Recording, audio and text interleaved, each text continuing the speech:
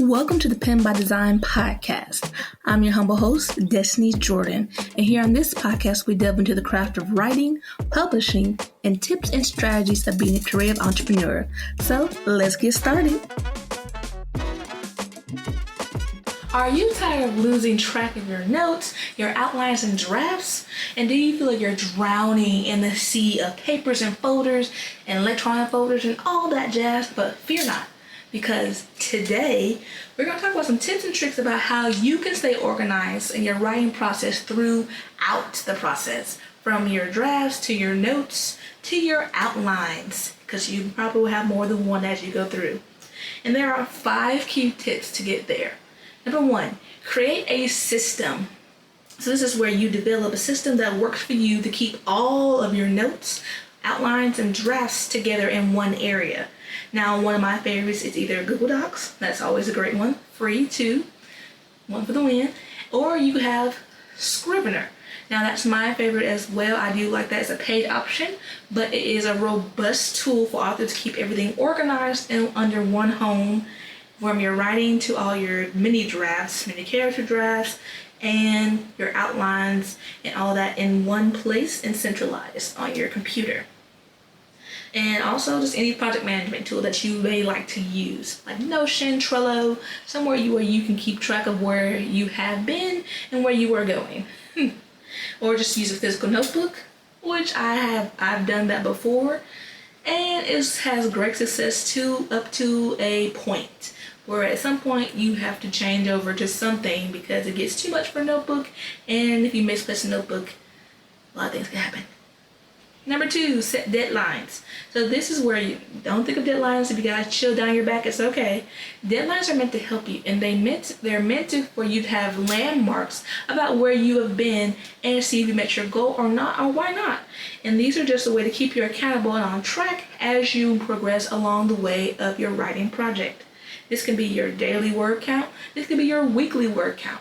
This is seeing how far you're going, how you're progressing throughout the way, and also think about where you may make some slight changes that are better for you and your writing process. So these are not bad things. These are ways to kind of keep in check with yourself. Number 3, keep a journal, or really keep a spot where you can have your ongoing ideas. You might be working on them, but you can also have them stashed away for later, so eventually when you're done with this writing project, you can move on to one of those ideas and going along with each one. You can jot them down on your phone, which is what I do, or you can jot them down on your computer if you're always there, in a free Google Doc paper and just jot it down to have a brief skeleton of it. Or you can write it down on one of your notebooks or a piece of paper. You just have a place where you just have like kind of your creative dump, where you know it's all the fun ideas that are coming into your brain. You're putting them somewhere for later on, because guess what? Your brain can only hold so much, and you won't remember that awesome story idea you had 3 months ago because your brain has already dumped it somewhere else, never to be returned. So have a place where you can jot down any freeform ideas that come your way. Number 4, use a calendar.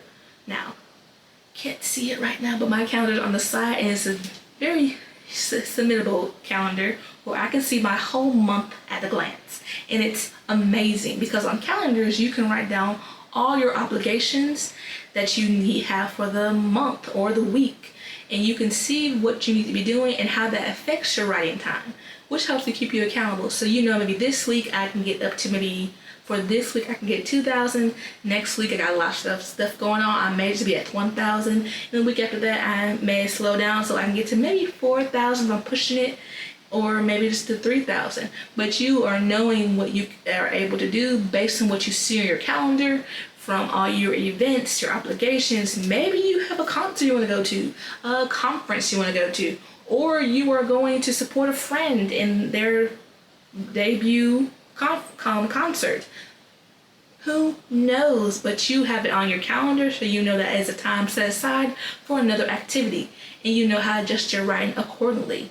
Which then leads to the number 5 tip that you need for organizing your writing is take breaks. On your calendar, I suggest putting times and days where you are taking a break, because you need to stay organized. You need to stop writing You need to get out of the race and be able to pull back the curtain and see what you are doing. See what has worked for you. See what doesn't work for you. Because taking breaks help you to prune what works for you and what doesn't, so you can become a better writer, and helps you stay organized because you know what is working best for you and not what's working against you. So that helps you kind of take times to relax. You have more free-flowing ideas. You can exercise, pray, meditate. You can take out walks and enjoy the sun, which is an amazing thing. And just have fun and enjoy the writing process, because at times it can feel very grueling because you're maybe at a desk all the time, or you're away all the time somewhere secluded, and you may be closed off from the outside world. Writing is a wonderful process, and it's a lot of fun.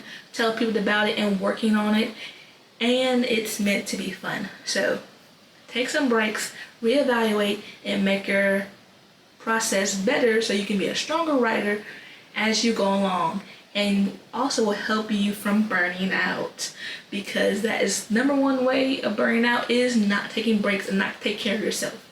And the world needs you, it needs your story, so both need to be in shape, especially the writer at hand.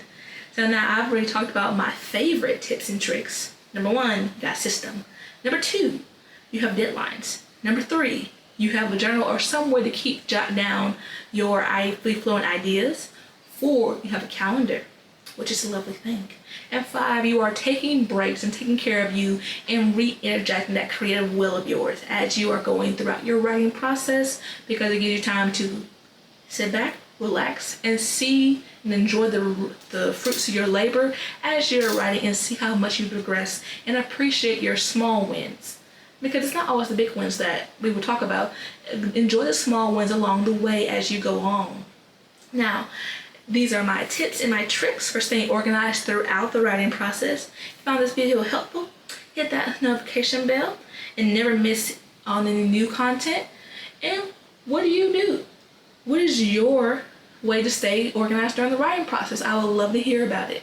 I stay organized because I'm always checking, I'm always redoing my Trello board. This is what I like to do to stay organized, so I know what's going on next. And I have some things in Scrivener where I know where I've stopped off and left off when it comes to my story, and that's how I stay organized. But what do you do? What do you like to do to just kind of stay organized and help keeping fun and enjoyment in your process? Now that you kind of know about how to organize your process, the next tips would be, once you have your start, what do you do when you start writing your book, and how does that look for you? And how you can make it better when you first start writing to set yourself up for success. And you'll see that in the next video.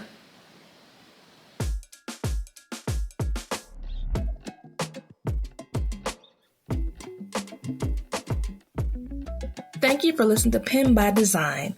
Links are in the show notes of all items mentioned in today's show.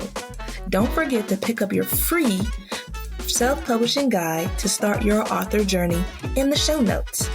Pen your own story designed by you. Catch you in the next episode. Bye for now.